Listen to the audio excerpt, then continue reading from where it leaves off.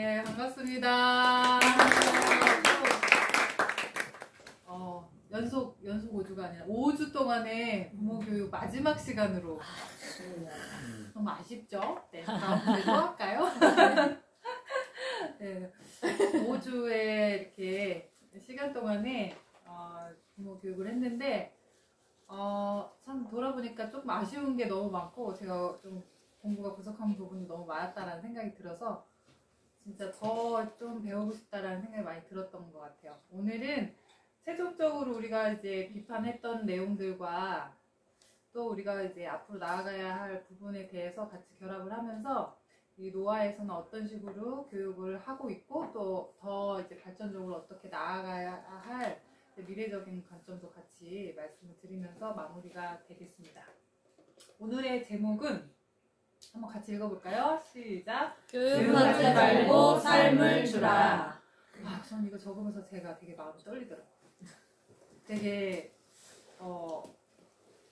저한테도 굉장히 인상적인 말인 것 같고 여러 부분에서 저희가 요약 정리를 하다 보니까 이걸 우리 노아의 교육을 뭘로 표현할까라고 생각했을 때 되게 여러 가지가 많이 있었는데 결국은 이것은 이제 교육의 어떤 한정적인 차원에서의 그런 것들이 아니라 이건 삶이구나. 우리 아이들한테 물려주고 대대손손이 남겨줘야 할 삶의 어떤 방식이구나라는 생각이 많이 들었어요.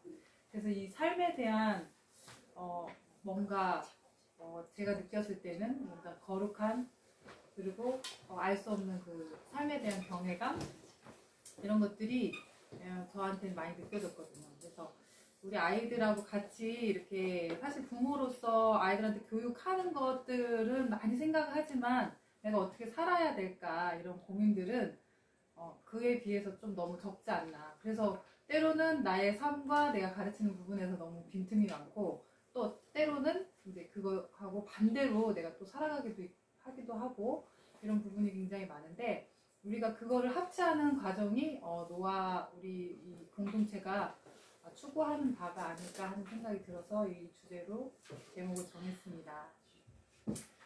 넘기고 자, 첫 번째는 이제 두 파트로 이제 말씀을 드릴 건데요. 제가 이제 첫 번째 시간에서 할 거는 세상 교육에 이제 노아가 대답을 하다. 우리가 그 전에 이제 Y에 대해서 계속 물음을 가졌잖아요. 왜 우리가 홈스쿨을 하는가? 왜 지금 교육으로는 안 되는가에 대한 고민을 이제 3번에 걸쳐서 했잖아요. 그거에 대해서 우리가 이제는 이제 구체적으로 답을 해줘야 하고 또 그렇게 살아야 하고 하기 때문에 그거에 대한 이제 아주 4가지 파트로 간단하게는 하는데 사실 이거보다 많은 우리가 대안들과 또 여러 가지 삶의 시도들이 많이 있어요. 근데 이제 대표적으로 이제 4가지에 대해서 이야기를 할 거고요. 첫 번째는 자기주도 학습, 지혜교육, 전 연령 통합교육과 성장 동력에 대해서 저희가 하고 있는 부분에 대해서 말씀을 드리겠습니다. 자, 이제 공교육에 대해서 비판을 했으니까 비판은 누구나 하죠.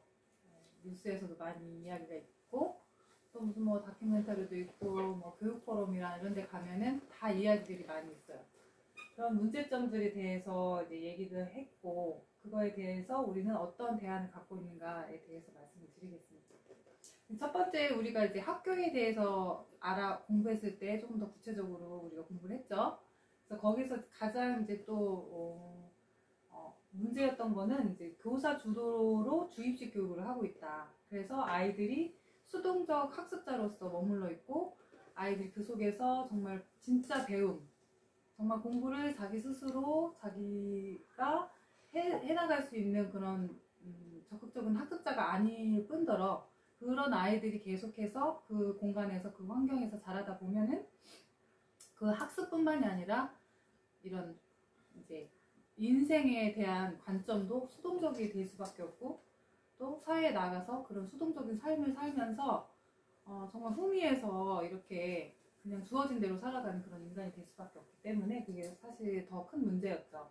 그래서 우리는 어떻게 하고 있느냐, 우리는 어떤 대안을 가져야 되느냐, 저희의 대안은 자기주도 학습을 해야 된다. 우리가 지난 시간에 여러 가지 이제 학교, 저희 노아에서 하고 있는 여러 가지 활동들을 많이 보여드렸어요. 지난주에 안 오신 분들이 있지만, 이제 저희가 계속 PPT를 이제 영상으로 올리고 있는데, 거기에서 참조를 하시면서 오늘도 조금 짚어드리긴 하겠는데, 아이들이 이제 스스로 공부할 수 있는 학습이라는 게 꼭 누군가가 주어줘야 하는 그런 게 아니라 자기 동력에 의해서 자기가 계획하고 자기 흥미를 또 스스로 흥미를 찾고 그렇게 찾아가는 학습을 해야 한다. 그래서 개별 목표가 있고 개별 계획이 있고 그 개별 계획에 따라서 개별 진도를 우리가 하고 있고 그 목표를 정하고 스스로 그 목표를 확인하고 그런 것들을 이제 훈련하고 있죠. 사실 처음에는 훈련을 해야 돼요. 그래서 우리가 처음부터 많은 양의 학습을 주지 않아요. 과목이라고 하는 것들을 그렇게 많이 주지는 않아요. 왜냐하면 자발적으로 하려면 자기가 그거를 따라갈 수 있는 그런 한계치 안에서 해야 되기 때문에 처음부터 너무 많은 것들을 주지 않고 이제 아이들이 그거를 충분히 자기가 해낼 수 있다라는 그런 성취감을 맛봐야지 그 다음 과제가 들어가죠. 그래서 저희가 이제 홈스쿨을 처음 시작할 때 이제 실수하는 부분이 학교에서 여러 가지 과목을 다 하는데 여기서 너무 이제 좀 잡을 조금 주는 거 아니냐, 과제를 너무 적게 주는 거 아니냐 해서 막 이렇게 성급한 마음이 올라오죠.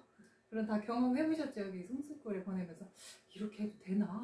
이러면서 뒤처지는 것 같고 뭔가 아이가 좀 덜 배우는 건 아닐까 이런 고민하시는데 사실은 우리가 그런 뿌리들을 제대로 만들어 주려면 한 뿌리가 제대로 나와야 되겠죠.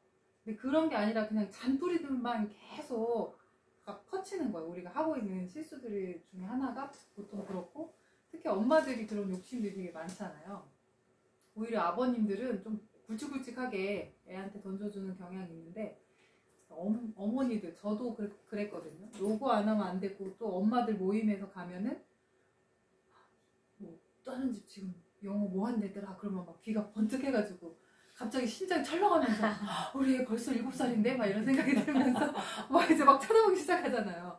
그러면서 이제 하나 물고 오죠. 그러면서 이제 엄마 또 시작됐다 이러면서 애들이 한숨을 푹푹 쉬면서 이제 학습에 대한 어떤 흥미도나 학습에 대한 이제 즐거움이 사라지죠. 누군가 이제 수동적으로 이렇게 하다 보니까 그런 것들이 짐이 되고 재미가 없게 되는데 우리는 이제 그런 것들을 다 일단은 다 풀어 헤치고 없애버리는 거죠. 일단 그래서 처음 다시 시작을 해야 된다. 이렇게 비워진 상태로.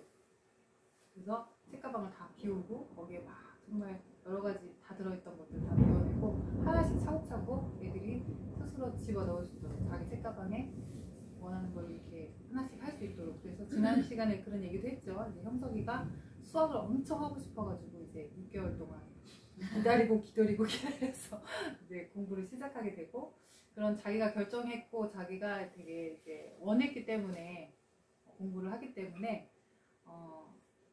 공부의 그 지속성을 가질 수 있다. 물론 선생님들이 계속 지속적으로 그거를 이제 더 그 동력이 갈 수 있도록 도와줘야겠죠. 그래서 그런 입장에서 선생님들은 조력자고 도움을 주는 사람이고 촉진자가 되는 거죠. 그래서 우리가 이제 가장 민감하게 이제 반응하는 거는 어떤 이제 과목이라든지 내용이라든지 양이라든지 이런 것들에 우리가 이제 익숙하잖아요. 그런 것들을 다 내려놓고 우리 아이들한테 지금 얘가 스스로 일어서려면 무엇이 필요하냐 이걸 고민을 해야 된다는 거죠. 그래서 지난주에는 이제 사실 이러한 우리가 갖고 있는 뿌리가 뭔가를 먼저 말씀드려야 되는데 너무 이제 또 이론적인 부분을 너무 많이 하면 조금 집중력에 어려움이 있으실 것 같아서 이제 오늘 그 왜 그렇게 하는지에 대해서 그래서 이런 주입식 교육이나 수동적으로 학습이 결과적으로는 장기적으로 봤을 때는 아이들이 학습할 수 없는 그런 상태에 이르기 때문에 우리가 초반에는 그러한 불필요한 것들을 빼고 아이가 자리 잡을 수 있도록 뿌리가 자리 잡을 수 있도록 하는 거에 집중해야 된다는 거죠. 그래서 부모님들이 일단은 공교육에서 빼셨을 때 가장 중요한 부분이 그런 거예요. 내가 우리 아이가 성인이 되면 어떤 성인으로 성장하면 좋을까에 대해서 고민하는 거예요. 오늘 지금 국어를 100점 맞고 수학을 상위 몇 등급 맞고 이런 것들을 집중하다 보면은 결국은 얘가 이제 부모 손에서 떠나고 학교에서 떠났을 때 진짜 얘가 그 다음에도 공부를 하고 싶을까? 이렇게 생각하면 사실 답이 안 나오거든요. 그렇게 공부 잘했던 막 서울대 가고 이랬던 애들도 공부하면 정말 너무 치가 떨려가지고 대학교 가면 공부를 다 손에서 놓는 그런 현상이 있잖아요. 그래서 우리가 바라는 건 그게 아니죠. 그리고 지금 시대가 평생학습 시대이기 때문에 어떤 시간에 막 정말 수동적으로 공부를 시켜가지고 딱 끝내버리는 그러한 시대가 아니기 때문에 결국 얘가 스스로 자기가 자기 공부를 찾고 자기가 스스로 공부할 수 있는 그런 역량을 키워주는 게 비록 이 학창 시절에 남들이 주목할 만한 그러한 성과를 내지 못하더라도 그게 중요한 것이 아니라는 거죠. 그래서 부모님들의 마음속에서 정말 우리 아이들이 진짜 가져야 되는 것이 뭔지에 대한 어떤 근본적인 물음을 하셔야 되고 그 물음이 우리는 이제 공부를 스스로 할 수 있어야 한다. 그거를 자기가 즐겨야 하고 찾아갈 수 있는 그런 역량이 키워져야 한다. 그죠? 그래서 학습이 아니라 정말 자기 주도적인 자기 공부가 돼야 되는 거죠. 그래서 그런 점에서 우리는 이제 학제 같은 것이 이 학교의 시스템이랑은 아주 다르다. 이렇게 이해를 하시고 익숙한 것들을 안 하면 조금 불안하고 좀 두려운 마음이 들고 그런 마음도 있어요. 그런 것들을 깨는 시간이 되셔야 되는 거죠. 이 시간이. 그래서 우리가 이제 그 물음에 대해서 계속 만약에 궁금하다. 이 부분이 과연 여기서 미스하는 게 옳은 것이냐라고 생각하실 때는 주저없이 이 부모 집단에서 같이 토론하고 의견을 내고 같이 그렇게 하셔야 되는 거죠. 그렇게 해야 우리의 뿌리가 바뀌기 때문에 그 뿌리 안에서 아이들이 지지가 되고 그거를 계속 해 나갈 수 있는 거죠. 근데 엄마는 안 바뀌었는데 애가 그런 근본적인 공부를 계속 할 수 있냐? 그건 안 되거든요. 그러니까 우리 안에서 있는 고정관념, 공부에 대한 고정관념들을 정말 깨는 시간들을 계속 가져야 돼요. 그래서 한 번 듣는다고 해서 사실 그게 깨지진 않아요. 아, 그렇구나 라고 하지만 또 돌아서서 또 아이들 가르칠 때는 원래 내가 갖고 있던 그 관성에 의해서 아이들한테 요구를 하고 또 그렇게 지도를 하게 되거든요. 그래서 끊임없이 이런 먼저 이렇게 경험치가 올라오셨고 또 이렇게 습관이 자리 잡으신 부모 집단이랑 계속 소통을 하셔야 내가 갖고 있는 그런 것들을 깨고 갈 수 있다. 기억하시고 이 글자를 기억하시고 나는 지금 아이한테 자기 주도적인 학습을 독려하고 있느냐 아니면 그냥 양적으로나 아니면 지금 잠깐의 단기적인 그런 성과에 집중하고 있느냐를 계속 한번 생각을 해보셔야 돼요. 앞으로 이제 뒤에도 나올 거지 4가지 정도 큼직한 거를 이제 말씀을 드릴 건데 다른 것도 마찬가지예요. 그래서 내가 이제 그런 부분에서 익숙한 것하고 결별을 하고 내가 이제 새로운 방향으로 이제 새로운 뿌리를 찾아서 내가 먼저 도전을 하셔야 된다는 거 말씀을 드리겠습니다. 그래서 우리는 그렇게 하고 있죠. 여러 가지 지난번에 말씀을 드렸듯이 아이들이 이제 체크리스트를 작성해서 스스로 체크해서 나가는 것부터가 먼저 시작이죠. 사실 이게 다 지켜지지 않을 때도 있어요. 일과에서. 그래서 우리가 아이들한테 너무 완벽한 거를 요구하지 마시라. 엄마들은 좀 완벽했으면 좋겠잖아요. 그 완벽한 거는 본인한테 하시고 체크리스트 한번 써보세요. 집에 가서 애들 거 복사 하나 해가지고 한번 써보세요. 난 얼마나 그걸 하고 있는가. 사실 쉽지 않거든요. 근데 내 기준으로 한번 다시 생각해보고 애들이 했을 때는 진짜 많이 하고 있고 애들이 그렇게 하려고 노력하고 있어요. 그래서 그런 부분에 칭찬해 주시고 왜 그거를 이 부분에서 이제 어떤 부분 했는지 체크하고 이렇게 하는데 왜 못했을까를 한번 애들하고 생각해봐서 야 목표가 너무 컸던 것 같다. 아니면은 지금 네가 지금 해야 될 부분이 아닌 것 같은데 이 부분을 든 것 같다. 라든지 이런 대화를 해 가셔야 되는데 빈칸이 너무 많아. 그러면 이제 속에서부터 또 화가 치밀어 오르기 시작하죠. 근데 이제 그거를 같이 한번 해보셔야 되는 게 중요한 게 저희 엄마들에서도 계속 얘기하는 게 엄마들이 해야 된다. 내가 해보지도 않으면서 막 얘기하는 건 참 쉽죠. 근데 해보면 진짜 쉽지 않습니다. 그래서 그 아이들과 함께 공부하면서 경험하면서 아이들 공감하고 왜 안 되는가를 좀 같이 나눌 수 있는 그런 시간들이 돼야 되고, 관심은 그래서 아이들이 관심을 가지셔야 돼요. 그냥 누가 해주는 게 아니죠. 아이는 누가 키워주는 게 아니기 때문에 항상 아이들이 어떤 식으로 뭐를 경험하고 있고 어떤 생각들을 하고 있는지를 자꾸 알아보셔야 되기 때문에, 그래서 부모님들이 너무 바쁘거나 이러면 좋지 않다는 그런 부분이에요. 그래서 바쁘면 사실은 빨리 해치워버리고 뭐 했겠지, 뭐 아니면 잘하고 있겠지라고 이렇게 생각하게 되는데, 그런 점에서 우리도 우리를 스스로를 체크하고 아이들을 체크해가면서 그런 삶의, 아까도 말씀 제목같이 삶의 방식으로서 같이 이야기를 나눌 수 있어야 된다.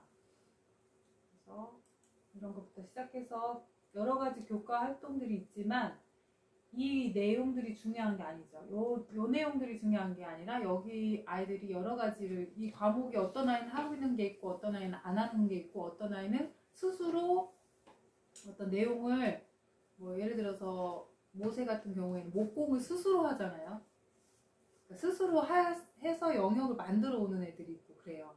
그러니까 이게 꼭 어떤 과목, 국영수과사는 꼭 해야 돼 막 이런 게 아니라, 그 영역에서 자기가 그 뭔가를 이렇게 흡수해내는 그거를 보셔야 된다는 거예요. 얘가 뭐를 흡수해 가고 있나, 어떤 거에 관심을 가져야 되나. 근데 이제 거기에서 얘가 주도적으로 해 나가는 것에 부모님이 도움이 돼야 되는 거예요. 그래서 예를 들어서 지성이가 한국사나 역사에 관심이 많거든요. 그러니까 성경을 배우면서 이스라엘 역사를 배웠죠. 그러니까 역사를 배우면 이스라엘 역사를 배웠으니까 그거에서 세계사에 관심을 갖게 된 거예요. 세계사에 관심을 갖다 보니까 우리나라에 관심을 가서 한국사에 관심을 갖게 되고, 이렇게 순차적으로 진행을 해요. 그때 이제 엄마가 생각했을 때, 그럼 얘는 어떤 부분에서 좀 도움이 필요할까? 이게 끊어지지 않도록 하기 위해서. 그래서 그냥 은근슬쩍 이제 한국사에 관한 책을 이렇게 책꽂이 한 켠에 껴준다든지, 이거 읽어봐 이런 거보다 그냥 이렇게 껴주는 거야. 걔가 이제 자주 지나다니는 거. 그게 이제 자기 주도적인 걸 해치지 않고 할 수 있는 부분이거든요. 그러니까 어머니들이 정말 머리를 많이 쓰셔야 돼요. 그래서 상담도 많이 하시고 해야 되는 게, 나는 도와준다고 도와주는데 얘가 흥미가 있었던 거를 탁 밟아버리는 그런 경우가 되게 많거든요. 저도 그런 경우가 많았고. 그래서 그런 부분이 굉장히 섬세하다. 그래서 교육이 저는 제일 어렵다고 생각이 들어서, 약간의 예술적인 경지? 왜 붓터치 한번 이렇게 하는 거하고 이렇게 하는 거하고 다른 것처럼 약간 예술적인 그런 게 있지 않나, 교육이. 그래서 이 말 한마디를 딱 건넜을 때 어떤 교육적인 어떤 목표와 이런 내 철학이 이렇게 녹아있지 않으면은 말 한마디가 나와도 되게 다르거든요. 그래서 전도사님이 한마디 딱 던졌을 때는 그 애가 뭔지 막 불을 해가지고 더 하고 싶은 마음이 있는데, 내가 한마디 딱 던졌더니 애가 에이 안 해볼래 이렇게 되는 경우가 많거든요. 그래서 고민을 항상 해야 되고, 내 안에 뭐가 차 있는가, 내 마음에 성과주의가 차 있는가, 성공주의가 차 있는가, 그걸 이제 첫 번째 우리 세계관 시간에 배웠죠. 그래서 계속 그거를 점검해봐야 되는 게, 내 안에 있는 게 나올 수밖에 없죠. 기쁜 한소리. 우리는 계속 평생 배워야 되는 것 같아요. 그래서 하나님이 참 이 자녀들을 통해서 나를 끝까지 공부를 시키는구나, 끝까지 나를 가르치시는구나 라고 생각이 들어요. 왜냐면 그냥 나만 생각했을 때는 솔직히 좀 안 했으면 좋겠고 안 하고 싶고 그런 부분이 많은데, 내가 여기서 포기하면은 얘네들도 나처럼 똑같이 살 텐데 이런 생각을 하면은 이제 그 동력이 되는 거죠. 그래서 내 안에 계속 내가 말투를 한번 진짜 메타인지 계속 얘기하는데, 한번 이렇게 바깥에서 내가 얘기했던 걸 한번 다시 생각해보면 참 엄마답지 못한 부분도 많고 어른답지 못한 얘기도 많고, 또 좀 너무 근시안적으로 애한테 이렇게 반응하는 것도 많기 때문에, 그런 부분에서 우리가 이제 가르칠 때도 그런 부분을 항상 우리가 이제 어떤 목표치를 놓고 부모들이 생각하는 게 참 중요할 것 같아요. 나는 내가 다 그걸 잘해서가 아니라 나는 어떤 사랑의 가치를 얘한테 가르치고 싶어 라는 거를 딱 정말 포스트잇처럼 내 마음에 붙어 있는 거죠. 그래서 계속 내가 이렇게 가고 싶은데 계속 이쪽으로 가게끔 하는 그런 것들을 계속 나도 만들어 가야 되고 나 스스로도 공부를 하고 의지적으로 그걸 향해서 가야 된다. 네. 그래서 지난주에 뭐 여러 가지 이런 자기 주도적으로 하는 거에 대해서는 말씀을 드렸어요. 두 번째 이제 공교육의 문제에 대해서 우리가 또 생각을 해볼 게 이제 뭐 지식이 정말 단편적인 지식이다. 그래서 굉장히 많은 공부를 하고 있는 것 같은데 졸업하고 나면 생각이 안 난다. 적용할 것이 없다. 나는 그럼 뭘 해야 되나 다시 생각해야 되고 다시 해야 되는 그죠? 특별히 내가 그렇게까지 학교에서 뭐 안 하라는 거 없이 했는데 나는 왜 지금 내 장고가 없는가 생각해 봤을 때 그게 진짜 공부가 아니었다는 거죠. 그냥 단편적인 지식, 그렇게 파편화된 지식들의 덩어리들이 우리한테 흩어 뿌려졌고 그걸 그냥 주워 담기가 바빴죠. 사실 그게 소화가 되지 않고 다 배출됐다는 거죠. 그리고 그러한 것들이 어떤 지식 제한된 교실 안에서 교육이 되어졌고 그러다 보니까 어떤 적용할 수 있는 어떤 이 생활 속에서 통찰을 가질 수 있는 그런 게 부족했고 또 제한된 시간이 있죠. 시간 속에서 그냥 시간이 끝나면 공부도 끝난다. 이런 것들이 많고 예를 들어서 또 뭐 시험이 끝나면 이것도 끝났다. 뭐가 1학년이 뭐 중학교가 끝나면 중학교도 끝났다. 이게 끝내고 마는 거예요. 우리가 많은 것들을 해왔지만 사실은 그게 우리한테 역량적으로 그 능력, 실제적인 능력으로 발현이 되지 못했다라는 게 문제점이죠. 그래서 우리는 어떻게 해야 되는가? 그래서 우리는 이게 파편화된 지식을 주는 게 아니라 성경 안에서, 성경은 정말 수천 년 동안 검증되었던 고전 중에 고전이죠. 그런 성경을 토대로 해서 통일된 주제를 주죠. 전체적인 인생, 개인사가 거기에 들어있기도 하고 또 어떤 전체 뭐 이스라엘 민족이라든지 하는 인류사에 대한 통찰도 갖고 있죠. 거기에 계속 반복해서 인간이 저지르고 있는 잘못에 대해서 계속 반복해서 얘기를 해주죠. 거기에서 우리가 아이들이 통일된 주제로 계속 반복해서 듣는 거예요. 그래서 우리는 그런 그냥 단편적인 것들이 아니라 어떤 사건을 통해서 우리는 무엇을 얻을 수 있는가, 우리의 또 어떤 교훈을 가질 수 있는가, 그런 것들에 대해서 계속 생각하죠. 책이 아니라, 그리고 책에서뿐만이 아니라 우리는 생활 속에서 가르쳐야 되기 때문에 생활 지도를 해야 되는 거예요. 그래서 교회 갔다 왔다. 그럼 그게 끝이 아닌 거예요. 교회 갔다 와서 애들이 뭘 배웠는지를 알아야 되는 거죠. 왜냐면 그렇게 하려면 애들이 그렇게 살아갈 수 있게끔 하는 우리가 어떤 애들한테 같이 공유를 하고 그래서 같이 살아가야 되는데 오늘 주일학교 갔다 왔대. 오늘 교회 갔다 왔대.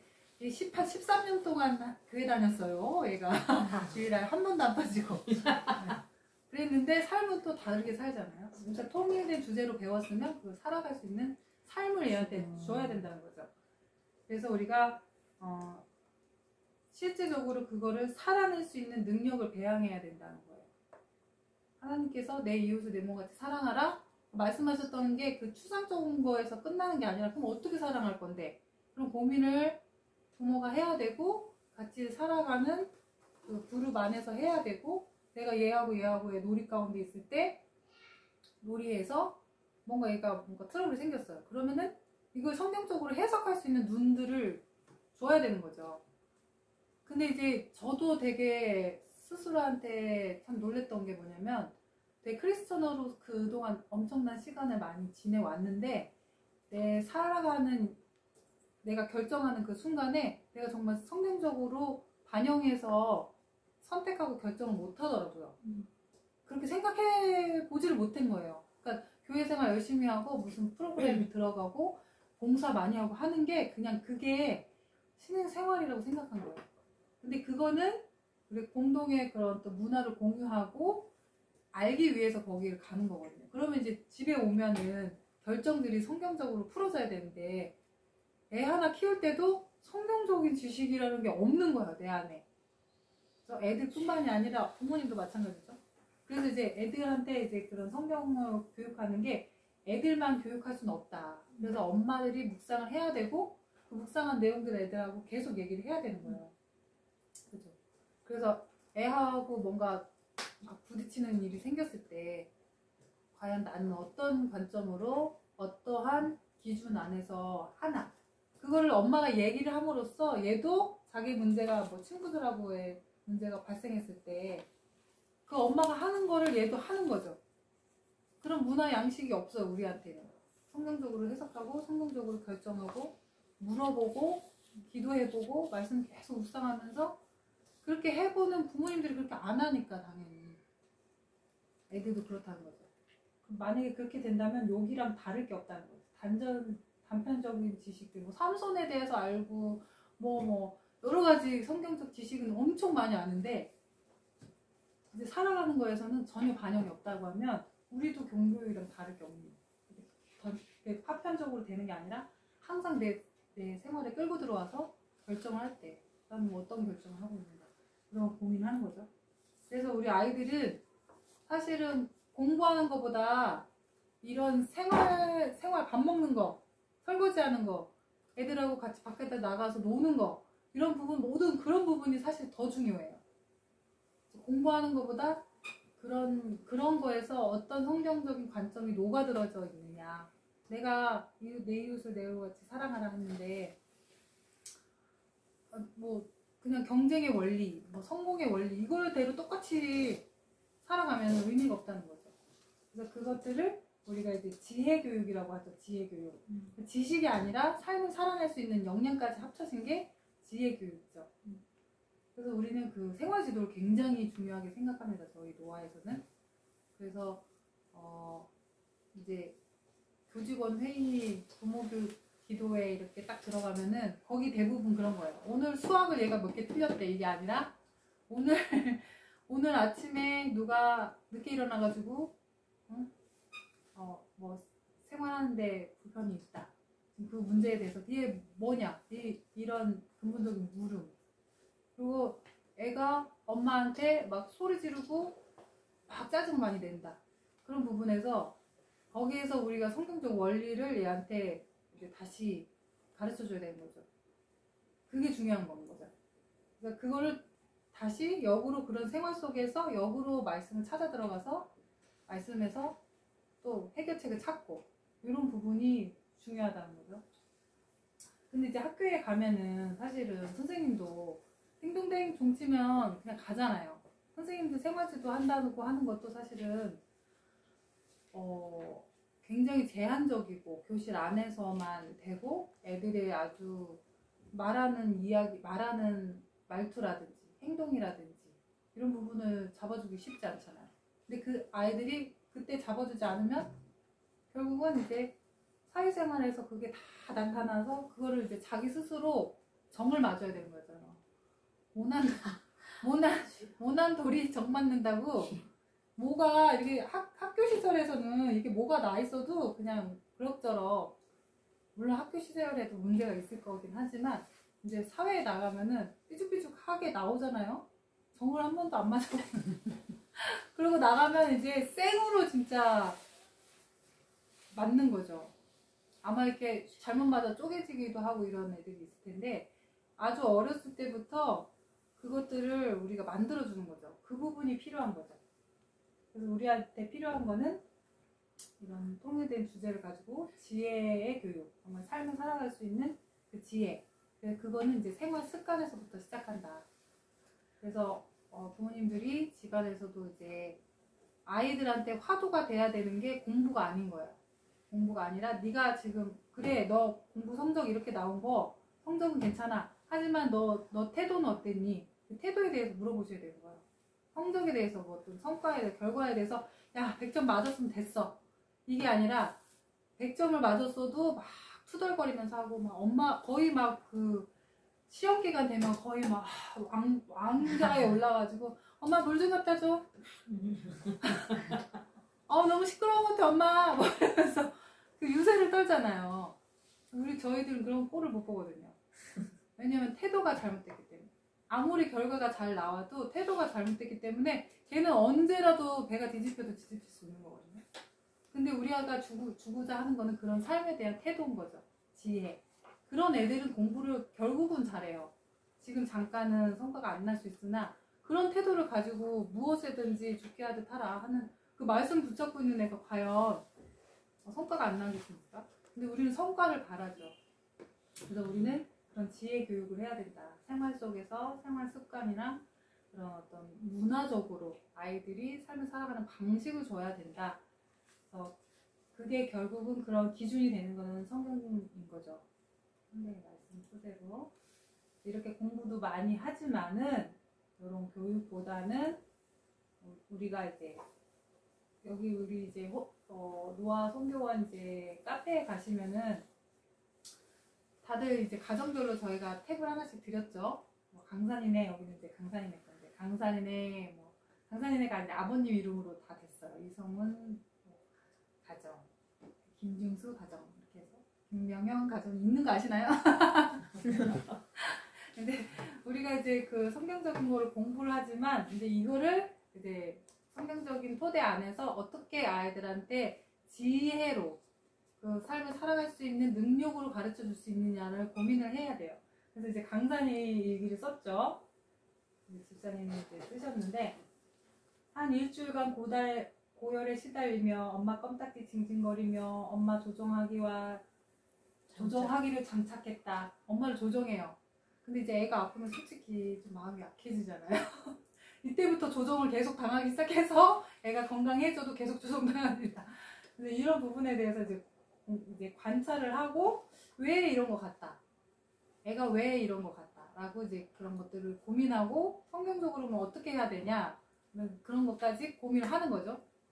그래서 이제 이 이야기를 듣고 나서 결론이 나기도 하고 때로는 결론이 없어요. 그냥 지금 되게 고민 중이다 계속. 그러면 이제 전도사님이 거기서 이제 코멘트를 해주죠. 그거를 가지고 계속 또 살아보는 거예요. 근데 이제 우리는 이거는 될 수밖에 없는 거죠. 왜냐면 성경의 말씀은 절대적 가치이기 때문에. 그래서 되다가 안 되는 게 없고 내가 포기한 것뿐. 그죠? 일관성을 가지고 아이들한테 지도를 하다 보면 결국은 그 아이가 돌아오죠. 심지어 아이가 밤에 오줌 싸는 것까지 생활 지도에서 그게 돼서 몇 주 만에 그걸 고쳐줬죠. 처음에 왔는데 애가 막 오줌을 밤에 한 번씩 다 계속 싸는 거예요. 그래서 애가 시기가 그래서 그런가 보다 이렇게 했는데 이제 거기에서 이제 같이 그런 지도를 받고 처음에는 되게 마음이 아픈데 조정해가는 그런 과정들이 그런 것들을 해가면서 애가 딱 그 오줌도 가리고 되게 스스로 챙기고 자기를 컨트롤할 수 있는 애로 변화가 되는 거야. 그걸 보고 아버님께서 변화가 돼서 이게 가정적으로도 막 바뀌는 그런 것들을 경험을 하죠. 그래서 우리는 성경을 배우는 게 중요한 게 아니라 배워서 우리는 어떻게 하려고? 살려고 그런 것을 하는 거예요. 그래서 우리가 각 가정마다 우리 자녀 교육을 탭을 들여서 거기에서 이제 어떤 식으로 우리가 아이들을 교육을 할 것인가를 고민하는 거죠. 그러면 네. 그 저희 집안에서 이제 있었던 일이나 고민스러운 게 있잖아요. 네. 어떤 저희가. 근데 그때 일일이 전도사님한테 뭐 연락해서 그걸 물어보거나 상담하기가 어려우니까 여기다 그런 걸 올리면 되는 건가요? 네. 이게 우리가 요 파트는 다른 부분은 다 열려 있는데 가정별로 나와 있는 거는 저희들 우리 이 노아 홈스쿨에 들어와 있는 가정들만 보게 돼 있어요. 네, 그래서 물어보시면 저희가 거기에다 지금 애가 이렇게 하고 있다. 그리고 그걸 알아야 우리도 여기서 지도할 때 그런 부분을 중점적으로 다시 한번 캐치를 해가지고 이제 어떤 해결책을 찾아보고 고민을 하는 거거든요. 그래서 그렇게 되는 거니까 거기다가 이제 접속하셔가지고 이제 그런 일기를 쓰는 거죠. 사실은 이게 되게 객관적으로 우리 아이를 바라볼 수 있게끔 해주기 때문에 되게 권해드려요. 그래서 여러분이 꼭 솔루션이 안 나도 올려보면서 내가 이제 생각해 보는 거죠. 뭐 때문에 우리 아이가 이런 아웃풋이 나올까 고민을 하면 이제 전도사님뿐만 아니라 다 부모님들이 그걸 고민하는 거죠. 말씀드리고 그래서 이렇게 이런 식으로 댓글을 달아주면서 실제적으로 애들이 그걸 극복해 나갈 수 있게 성장할 수 있게끔 교육을 하고 있다. 네, 이제 세 번째 내용을 가보겠습니다. 세 번째는 연령별 또래 문화라는 거예요. 그래서 아이들이 연령별로 학교에 1학년, 2학년, 3학년 다 나이가 똑같죠. 그러다 보니까 세대 차이가 나고 그 안에서 같은 연령대에서 정말 경쟁의 그게 엄청 심하죠. 그리고 힘의 원리로 작용하기 때문에 그 안에서 애들이 참 그런 미묘하거나 때로는 아주 그냥 노골적으로 그런 힘의 원리 때문에 아이들이 이렇게 정말 서바이벌 하면서 도시 생활을 하고 있는데 그것 때문에 어떤 그런 그 세대 간의 문화라는 게 유행 문화죠. 유행 문화. 일시적으로 나타나는 그 유행. 그 다음에 그러다 보니까 뭔가 퀄리티 있는 그런 것보다 그 오락성에 의해서 적은 문화들을 더 수용하는 게 더 빠르죠. 그리고 금세 날아가고 또 새로운 거를 계속 해야 되고. 그러니까 애들은 계속 사실 그게 서바이벌이거든요.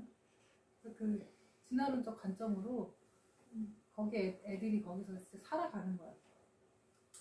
그래서 여러 가지 사회 문제가 참 많이 있는데 그런 부분을 어떻게 극복할 것이냐 그런 문제에서도 봤을 때도 우리 이제 노아에서는 원래 하나님이 주신 자연 상태가 뭐죠? 그럼 모든 세대가 같이 공동체를 이루면서 거기 안에서 위에서 아래에서 그런 상호 교류를 하면서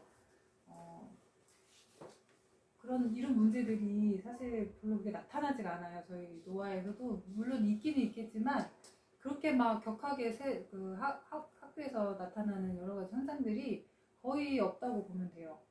있어도 굉장히 스무스하게 그것들을 극복해낼 수 있는 힘이 있고 그래서 그 부모가 배제되는 그런 상황에서 우리는 부모가 교사죠. 여기서는 부모가 교사가 되죠. 부모가 선별해서 정말 선별된 그런 문화 그리고 이 전통을 중시하기 때문에 그 전통이라는 건 사실은 되게 추출된 그런 고급 문화거든요. 그것들을 가지고서 교육을 하고 그래서 같이 공유된 문화를 전 세대가 하고 있기 때문에 동질감을 많이 느끼고 부모하고 아이들하고 이야기할 거리도 많고 소통할 수 있는 그래서 소통이 되고 세대 차이가 없다 보니까 그런 격이 많이 없죠. 그래서 부모들한테 친밀함을 더 오히려 갖고 부모가 권위를 가지고 이야기를 하면서 애들이 그거 권위를 가지고 있기 때문에 안전한 울타리를 갖고 있는 거예요. 집에 벽이 없이 그냥 기둥만 세워져 있다면 얼마나 불안해요. 근데 부모가 그런 온전한 울타리를 가져주기 때문에 아이들이 안정감을 가지고 좋은 문화를 흡수할 수가 있는 거죠. 그리고 이제 특별히 이제 이 아이들이 정말 그 나이대 애들끼리만 모여있을 때의 그런 것보다 여러 연령대 지금 뭐 요셉이 16살 저 밑에 알리가 지금 1살, 2살인데 둘이 소통이 돼요. 둘이 소통이 돼. 둘이 소통이 되고 너무 서로 좋아해요. 그래서 또 이렇게 딱 보면 서로 이렇게 오랜만에 만나면 막 눈빛이 막 진해요. 아주 빠박 하면서 막 달려가서 하는데 참 요즘 보기 되게 드문 현상이다. 왜냐면 같은 공간에 같은 문화를 가지고 있기 때문에 얘네들 사이에 이런 걸림돌이 없는 거예요. 그런데 1학년, 2학년 차이만 돼도 뭔가 경험한 게 다르고 하다 보니까 당연히 세대 차이가 나죠. 저희가 그런 권위를 가르치면서 책임도 같이 가르치기 때문에 위에 있는 아이들은 아래에 있는 아이들을 그 책임감 있게 도와주죠. 그래서 배려하는 그런 것들이 나오고 이게 사실 태생적으로 그런 게 있어요. 있어서 그런 거를 충분히 그렇게 하는데 같은 연령대의 교실에서는 그런 부분이 자연적으로 없잖아. 내가 애기들을 보면은 너무 귀엽고 막 도와주고 싶고 처음에 저희 홈스쿨에 딱 왔을 때 되게 어색하잖아요. 처음에 오면 되게 어색하고 다 모르는 사람이잖아요. 근데 얘네들이 좀 마음에 안정을 느끼는 게 뭐냐면 유치부를 보내요. 안정스럽지 않을 때 뭔가 불안해고 애가 그 불안한 눈빛을 갖고 있을 때 딱 유치부를 보내면 애들이 되게 편안해지면서 애들을 케어하면서 거기에서 자기가 되게 안정감을 느끼고 힐링을 얻고 그거에서 이제 어떤 교류가 일어나는 거예요. 그래서 형님들은 사실은 뭔가 배려해주고 뭔가 도와주고 뭐 하는 것 같지만 사실은 가장 큰 혜택을 누리는 게 그 형님들이라는 거죠. 그래서 지우 같은 경우에 진짜 유치부를 좋아하잖아요. 그래서 자발적으로 스스로 아이들한테 학습 같은 것도 도와주고, 그리고 뭐 자기가 좋아하는 거 막 그런 물품 같은 것도 챙겨가지고 동생들한테 나눠주고, 이런 게 자발적으로 생긴다는 거죠. 그런 자발적으로 생기는 그런 아름다운 마음들을 다 끊어놓는 거예요. 이렇게 다 끊어놔서 거기 경쟁만 있는 거예요. 근데 아이들한테는 그게 있더라고요. 정말 그냥 만들어주고, 사람들이 막 강요해서 만들어준 게 아니라 하나님이 그런 성품을 넣어주셨더라고요. 그래서 정말 삭막할 것 같은 애도 이렇게 어린아이랑 같이 붙여주면은 굉장히 그 안에서 순수한 것들이 막 올라오면서 자연적인 그런 치유가 일어난다고 해야 되나? 그런 것들도 많이 받고, 그리고 이제 저희가 이제 존경에 대한, 권위에 대해서 존경하는 거를 일부러 많이 가르치거든요. 지금은 존경이라는 말을 참 들어보기가 어렵잖아요. 그러니까 뭔가 민주적이다, 이런 것들은 많이 강조하는 데 비해서 존경한다 또는 높여드린다, 아니면 뭐 이렇게 그런 것들이 많이 사라졌어요. 근데 사실 그 존경하는 거가 굉장히 좋은 거거든요. 그래서 부모님들 존경을 받으셔야죠. 근데 부모님들 존경을 안 받으시고 하대를 받으시는 경우가 허다해요. 저도 되게 그랬더라고요. 쓰레기가 있으면 나한테 가져와. 난 쓰레기통이야. 나중에 그걸 깨달았어요. 어머니는 쓰레기통이 아니란다. 가서 쓰레기통에 버려라. 근데 이제 도와주는 건 좋은데 그게 너무 과해서 부모님들한테 안 좋은 걸 다 쏟아놓고 이렇게 하는 거예요. 그게 이제 형님들한테도 마찬가지고 어른들한테도 마찬가지고, 뭔가 이렇게 존경해 드리는 게 사실은 그걸 통해서 자기가 더 많은 또 사랑을 받거든요. 하나님도 마찬가지잖아요. 하나님 우리가 존경해 드리죠. 근데 하나님은 그걸 그냥 또 받으시기만 하는 분이 아니라 그걸 우리에게 내려주시죠. 이게 상호 교통이 있어야 되는 건데 다 그냥 다 깎아놔서 같은 레벨에서 그냥 치고받고 싸우는 거예요. 같아지면 싸우잖아요. 그래도 내가 조금 너보단 낫지 않겠냐 그러면서 이렇게 싸우는데, 부모도 자녀하고 같이 싸우고 있고 친구들끼리도 아니면 뭐 이런 아이들끼리도 그렇게 그냥 같은 레벨에서 이렇게 싸우는 경우가 많아요. 아마 쌍둥이 키워보시면서 많이 그런 거 느끼셨을 텐데. 많죠. 전쟁이었지 집안에. 네. 근데 이 질서가 세워짐을 통해서 얼마나 많은 불필요한 싸움들이 없어지는가, 그런 것들이 많이 있어요. 그래서 우리는 권위주의적인 것들은 피해야 되지만 권위가 있는 거는 우리를 보호하고 그리고 질서를 만들어준다. 그 질서라는 거는 우리를 더 자유롭게 해주거든요. 질서가 없으면 집에 질서가 없다고 생각해 보세요. 있어야 될 자리에 없고 찾아야 되는데 찾을 수가 없고. 근데 그런 부분들이 우리의 삶을 더 자유롭게 하고 풍성하게 하는데도 불구하고 이 사회는 질서를 다 무너뜨리고 권위를 무너뜨리죠. 그래서 우리는 권위를 가르치고 하나님을 높여드리면서 그 아래 부모가 그 권위를 세워야 된다. 그래서 부모 중심으로 가정을 세우셔야 된다. 가정에 내가 어떻게 돌아가고 있는가, 아이 중심으로 내가 맞추고 있는가, 아니면 아이가 부모의 삶에 들어오고 있는가를 고민하시면서 항상 그 기준을 세우셔야 되고, 어떻게 보면 지금 다른 여러 가지 것들도 많이 있지만 제일 먼저 하셔야 되는 부분은 부모가 부모의 권위를 세우고 아이들이 그 부모의 삶에 들어오게. 아이들의 삶이라는 건 아직 정해지지 않았잖아요. 없잖아요. 아직 없잖아요. 없는 거에서 우리가 맞출 필요가 없는 거예요. 우리가 세워놓은 그런 것들을 잘 세우고 그 안에서 아이들이 들어와서 좋은 걸 배우게 하면 되는 거거든요. 그러면 아이들이 커서 더 좋은 것으로 더 업그레이드 하겠죠. 그래서 우리는 그렇게 배려와 존경과 그런 태도에 대한 인성교육을 하고 있다. 그것은 전통 문화이고 고급 문화이고 고전성이고 지켜내야 되는 가치가 있다. 이렇게 말씀드립니다. 그래서 저희들은 교육 프로그램이 절대 아니다 라고 말씀드려요. 그리고 여기는 학교가 아니다. 교육 공동체인 거죠. 마을에 들어오신 거야. 마을에. 그죠? 마을에도 품격이 있죠. 어떤 마을에 사시나요? 네. 뭐 옛날에 그런 거 얘기했었잖아. 막 미국에 가면 할렘가 같은 데 가면은 그냥 이렇게 툭 치고 지나가고 막 훔쳐가고 막 뭐가 없는 거죠. 가치가 없는 거잖아. 그 가치로 오는 거. 근데 뭐 미국 문화에서 뭐 청교도 가정, 청교도 가문 뭐 이러면 어떤 생각이 드시나요? 뭔가 이렇게 고품격에 뭔가 질적으로 다른. 그러니까 우리가 그 질적으로 다른 어떤 마을을 형성해서 아이들한테 삶을 그런 품격 있는 삶을 주는 거예요. 근데 이거는 개인적으로 하기엔 너무 어렵기 때문에 우리가 문화로서 들어보는 거죠. 부모도 그런 걸 경험하지 않았기 때문에 우리도 그런 문화를 형성해서 부모도 녹아지고 아이들도 같이 녹아지고 이렇게 하는 거죠. 그래서 우리는 학교가 아니다. 우리는 마을이다. 공동체다. 이렇게. 그래서 이렇게 다양한 연령에서 이 5살 아이가 이 2살 아이에게 굉장히 언니처럼 대합니다. 둘이 똑같아 보이죠? 근데 이제 굉장히 언니 노릇을 하려고 노력해요. 지민이가 막내잖아요. 저희 집에서 셋째 중에 막내라서 되게 뭐 그런 어리광도 많고 그런 게 많은데 동생들이랑 같이 있으면서 아, 나는 동생이랑 다르구나.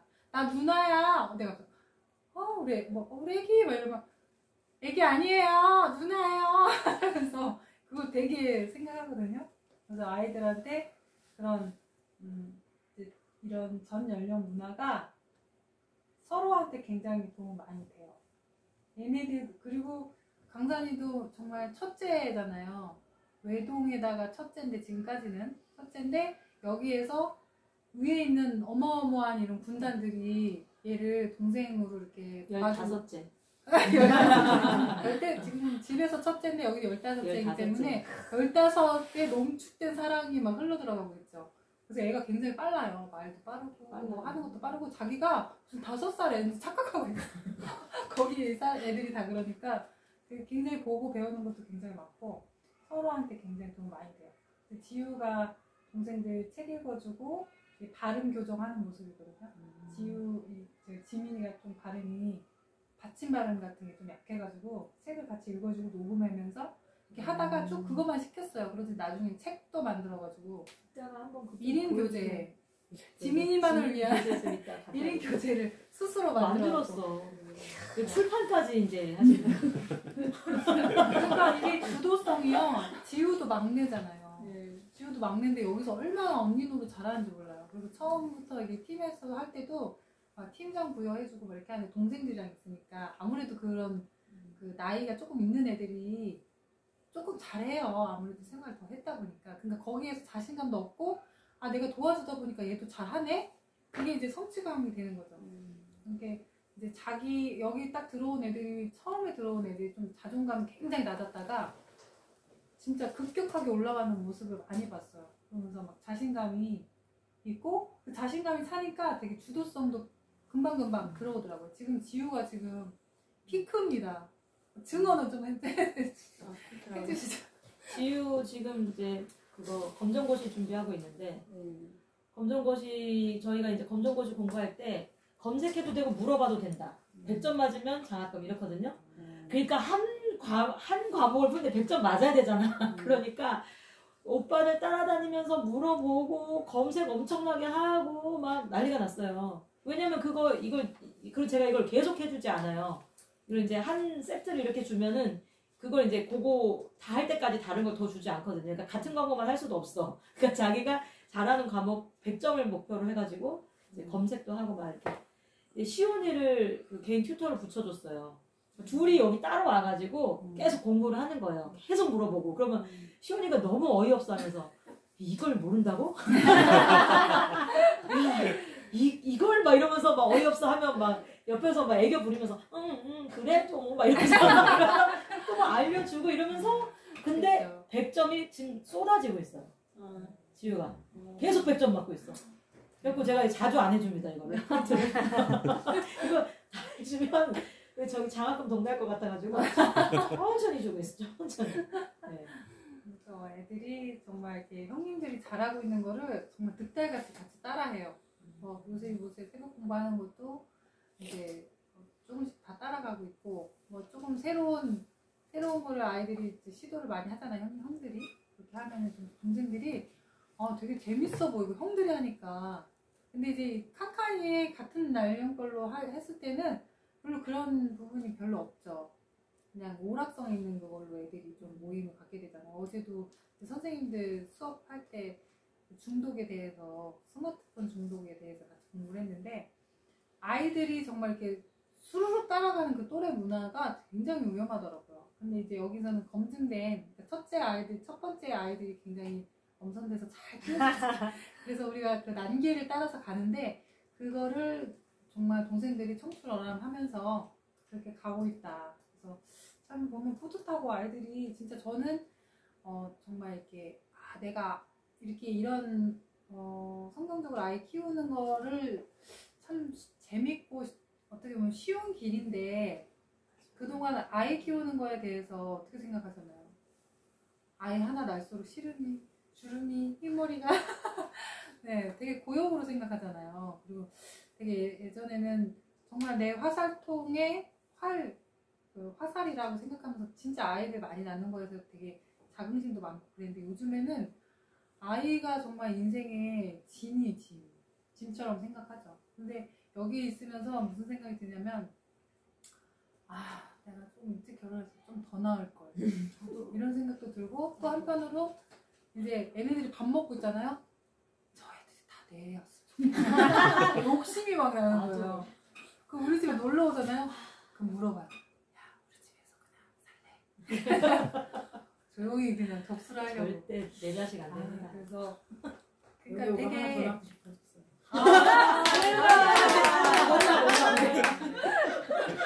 저출산 기대를 하지 마시고 그냥 마음만. 기도를 하는데 저는 안 생기네요. 또 낳고 싶어요. 저출산 극복 프로젝트 노아 혼수. 어떻게 좀 밀어드릴게요. 지훈이 어떻게? 왜 절레절레? 지우같은 딸을 하나 더 낳으면 얼마나? 지우가 지금 지원군이 필요합니다. 자기 꼬봉 하나 있어야 돼. 너무 예뻐. 지우 진짜 이쁘게 닮았어. 너무 이뻐요. 저는 진짜 사실 너무 기대합니다. 기대. 지금 후회하지 마시고.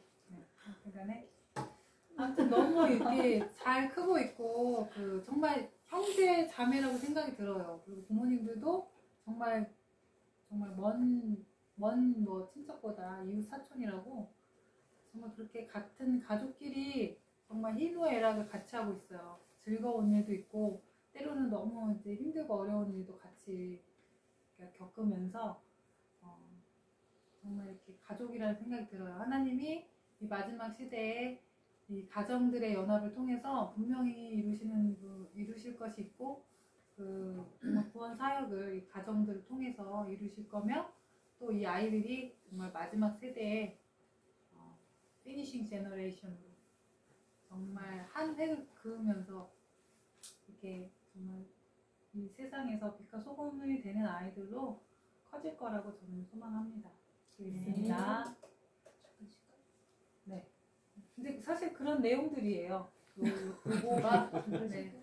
이게 하면 끝인데. 그래? 시간이 그래서 저희는 서유라 동역에서 서유라 동역 다 아시는 내용을 이제 학교 얘기하면서 다 얘기했기 때문에 그래서 우리는 성장 동력을 이용하고 있다. 그래서 아까 지우 얘기한 것도 그렇고 아이들 얘기한 것도 다 이런 다 들어가는 거예요. 다 이제 이게 하나씩 들어가는 게 아니라 다 융합이 되어 있어서 돌아가는 거기 때문에 아이들이 정말 이 성장 동력으로 이렇게 커 나가는 것을 우리가 실제로 지금 보고 있다. 실제로 열매가 지금부터 벌써 맺혀지고 있고 이게 이제 정말 더 가면 갈수록 얼마나 큰 열매가 눈덩이처럼 불어나겠어요. 그래서 그런 것들을 응원해 주시고 또 우리 부모님들도 그런 관점으로 아이들을 보시면서 하시면 정말 키우는 재미가 있을 거라고 믿습니다. 네, 저는 여기까지 하겠습니다.